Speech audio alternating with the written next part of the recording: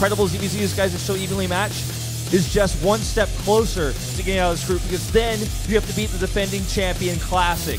Spread the word about this tournament, guys. This is going to be an incredible finish to this group. It's been a long day of matches, actually. I mean, it's 10:30 at night here in Korea. Wow. Fatigue is definitely going to be playing a factor. We've seen so many late game games tonight. So look at Rogue. He looks tired. HyuN's got to be exhausted after that game where he tried to stay in it, tried to win this. Well, think about this as well. They got to play Classic after this. Yeah. They're going to be so tired. All right, guys, let's go into this. The final match in this losers match with Zerg versus Zerg. Going into Echo right here, right now. Push it, push it, push it, push it.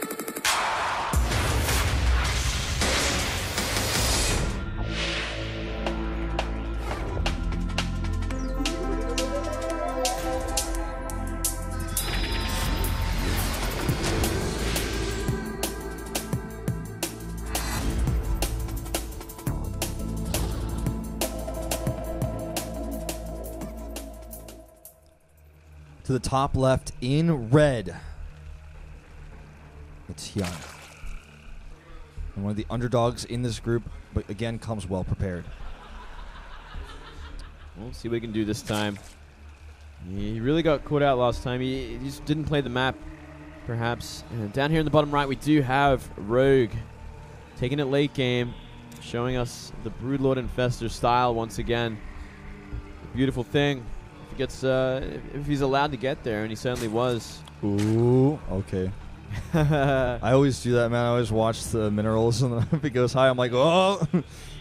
Good turnout for 10:30 at night. Yeah, it's crazy, actually. TY still with his fangirls. It's a great thing. KT Rolster fangirls are the most hardcore, by the way. If there was ever any doubt.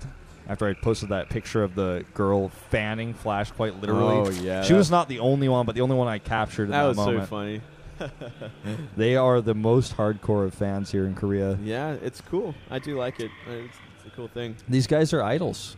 This is just, you know, just what this sport is here in Korea. It's a sport. It's a national sport. It's nationally known. It's national. There's not just something that's like, there's kids playing a computer game again. No, this is Starcraft.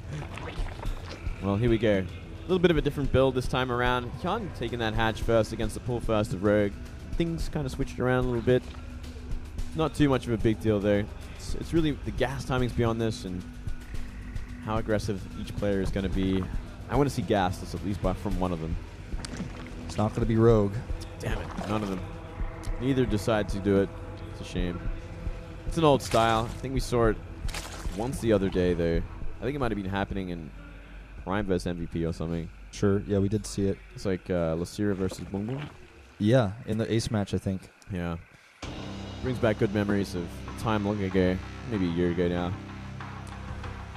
Well, Moonglade, this is it. These two players, let's talk about what happens to who loses, man. They go out.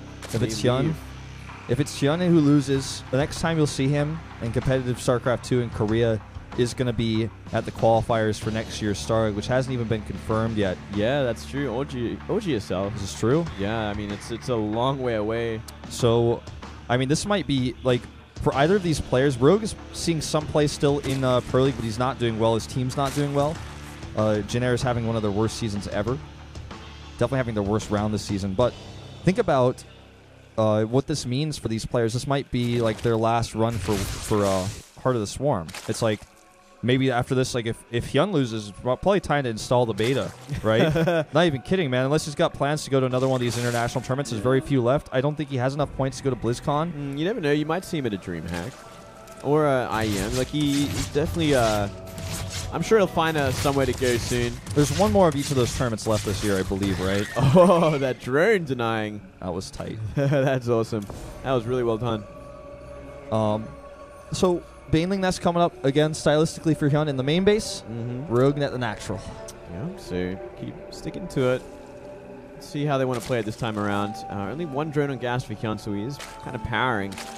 What we've seen from Rogue in both games already is a big swell of Lings here with a lair every time. Whereas HyuN makes 2 defensive Banelings at home as soon as his Baneling Nest is done and just plays defensively, gets a third base up. Let's see if this just continues to be game after game the same thing here. Absolutely possible. Big scout. Good drone block here at the ramp. Yeah, this is important. We're starting to see more of this. We saw that actually in that same Boom Boom series with Lucira doing that. It's such an easy denial of scouting, and it creates so much confusion or like uncertainty. It's like, what are you hiding, if anything? It's great work there. And same build yet again from Rogue. But this time he makes 4 drones instead of making a swell of lings, which I kind of like. Yeah, it means he's going to be even more mutas out and ready. It's going to give him that stronger early mid sort of game here. Sure, and he hasn't really found much damage with his ling attacks either. Yeah, it really doesn't do much if HyuN's going to do this every single game, right? Especially when you can get scouts like this, and you confirm that HyuN is doing the exact same thing in Game 3. I feel like Rogue's got a nice little advantage here. It's kind of in his head at this point. It's like, well, you're using the same build again. We've seen this 2 times already. I know how you're playing. And Rogue is doing the same build again, except each time he adapts and makes it better. Oh.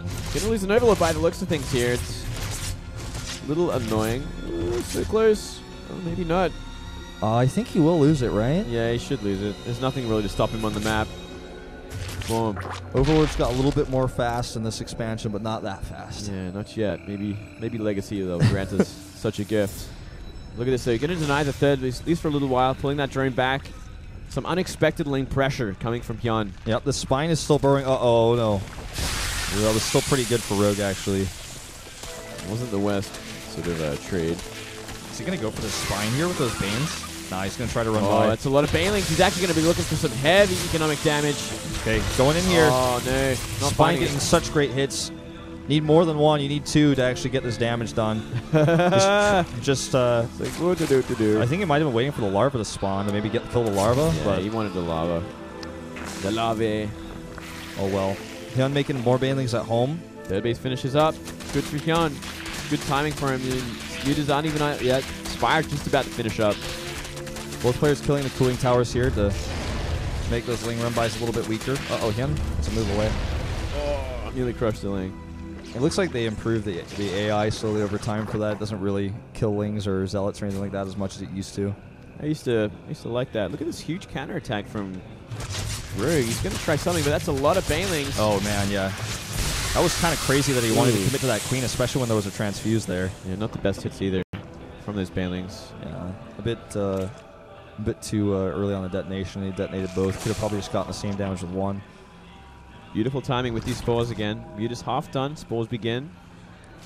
This is the critical moment of this game, is the first Muta wave. How much does it get done? How much pressure can it actually put on? Meanwhile, does HyuN find damage with this counterattack? This is going to be the... I don't want to say the deciding moment, but this is going to give one player such an edge that it's very difficult to recover from. Yeah, well, it's this, and it's going to be the transition period. Like, how soon does Rogue transition, and how does he do it? Oh, Getting man. this queen's actually a great advantage. Yeah, it is. Now he can actually win this link fight as well. Would not even mind to see him morph like 2 banelings here. Yeah, if you can trigger this baneling without taking too much loss. Ooh. Oh, look at that. Doesn't get anything, and it actually pushes the mutas away. Yeah, forcing them back like this is a huge advantage. Gives him so much breathing space. Infestation Pit nearly finished as well. Absolutely, exactly what I was going to say. With this Infestation Pit up this early, he didn't get Pathogen Glands last game, but I think he can actually do it this time and get all of his infestations out with more energy, because last game he got it so late. Look at these spores way too soon for these mutas to do anything. Yeah, not paying attention with those mutas either. Wakey, I love it. Yeah, man, you're going to wake up when you're harassing with mutas, or you're just going to lose them like that to spores. No, it's a quick transition again. Only, how many mutas did he commit to? Like 7? Something like that. He's got like 7 now, I think. He lost 1. Yeah, 7 mutas he's got left. Ooh, this queen should be able to save it. It's going to be close. So close. 17 HP. Finding a little bit of damage with these mutas, actually. Might be able to get this extractor, yeah. Should be able to get it because the spore's so late.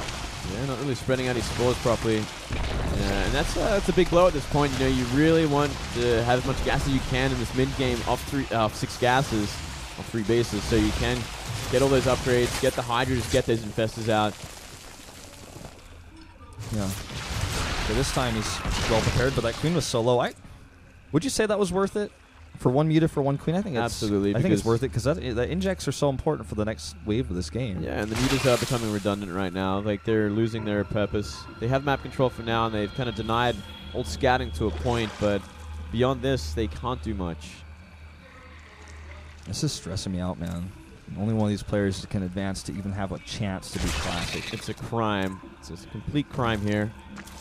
Right now, supply is favoring HyuN by a little bit, as well as the upgrades. Oh, getting an investor is huge. Like you said, they're losing their efficiency here. These Mulists are losing their usefulness. If you could just kill an investor like that, that shouldn't happen. HyuN should not allow that to happen. Yeah, that is a big blow.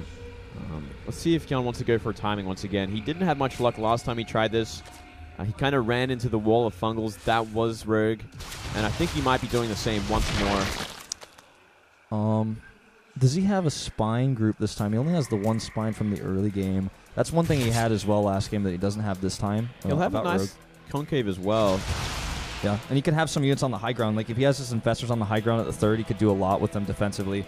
Wow, even the queens are coming across the map. This is really, really committed to here by HyuN. He really wants this. This is basically all in. He doesn't have +2 yet either, so I feel like you should wait for that. You should wait for that. You never really want to fight without that upgrade advantage, especially if you were the person to open roaches and they were the person to open spire. You'll always have that advantage. Just got to wait for it just a few more seconds. This time, again, he doesn't have Hydraless range. He hasn't even started it, and Rogue does have Hydra range. That is an interesting mistake that he keeps making here. He's going to go for it now, though. +2, still not finished yet. And look at these fungals. Hydra's at the back without range, not able to do anything here. And look at this concave here for Rogue with the Hydra range.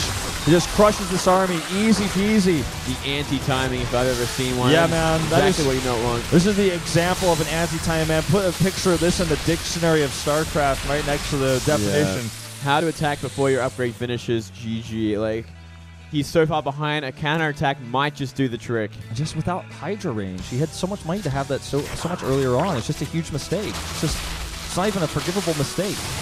You know? Unforgivable at this point. Unforgivable. It's going to cost him his life in Star League, you know? Yeah. And that's how he'll be punished for this mistake. Yeah, that was such an all-in, and like to be not waiting for that upgrade like that is kind of a mystery at this point. Maybe he just doesn't have the confidence to go further than this. Maybe he can't be Classic, so he's like, I'm going to throw caution to the wind and just try one more time, and if I don't make it, then oh well. It's hard to say, but that was really off-putting mistake. Could be nerves, it could be something else, but yeah, this is a basic level mistake. That's going to be it. Rogue will take this win and advance. That's an unfortunate loss there. As you see HyuN looking pretty crushed at this point. Well, what's he going to do after this? GG is out of Korean tournaments for the rest of the year. Rogue keeping his hopes alive. Will face the defending champion now. And the third matchup, now that he has to play, he played a ZBT, he's played a ZBZ, and he now goes full circle to the hardest thing you ever have to do in a group of 4 players is to play all 3 matchups, and now he has to do it against the defending champion. That's right. So it's going to be exciting to see a new Zerg challenger up against Classic. How is Rogue going to approach this guy? I'm sure the last thing Rogue was expecting is Classic in the lower bracket grand finals. Or lower bracket finals, sorry, not grand finals. It's weird. Yep. I guess it is a grand final for this group. Well, ladies and gentlemen, before we go, I want to leave you guys with this. Go out there, spread the word. Be posting this, posting this stream on Twitter. Tell your friends, get it out there, discuss these matches with your friends, because it's going to be a sick final match we're going to do to decide the final player in the round of 8. We'll be back after 10 minutes. See you then.